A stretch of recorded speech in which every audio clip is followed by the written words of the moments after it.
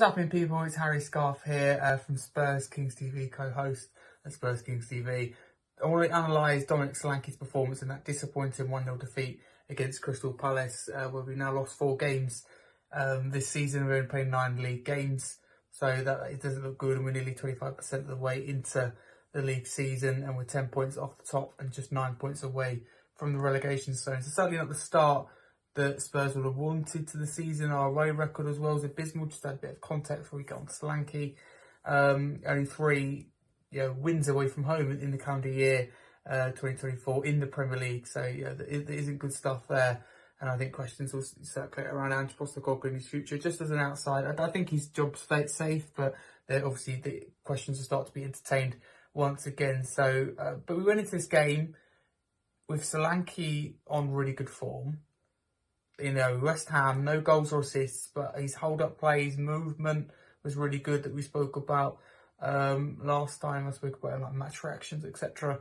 I thought our main source of creativity come from him, and I think this season will be massive having him just to hold up that ball. And not saying we need that route one all the time, but I think regardless of the way you play, sometimes you need someone to hold the ball up, allow people in, and it suits players like Johnson, Werner, Son, whoever it may be running in behind. Solanke holds the ball up, buys time, and just having that aerial threat in the box. We did struggle against Crystal Palace. By the way, going into this, we had good form against Crystal Palace. I didn't realise how good in recent years. We've only really lost them once in the last few years in the Premier League, and that was when we lost badly 3-0 under Nuno at Selhurst Park.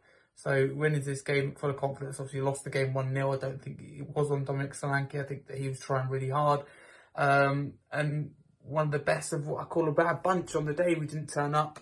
And Palace deserve credit, because I think they were the better team. They probably deserved to win by more, if we're being totally honest with you. Defensively sound and offered a real threat. Counter-attacking wise, I thought we were awful, by the way. I thought our passing was really poor. We lacked creativity to even get into Solanke, and our passing from the back. I don't know how, I just think it's a problem. I thought it was awful in this game in particular. Vicario, Van der Ven, Romero, sloppy, a doggy. Poor, the whole back line wasn't good. The midfield balance was wrong.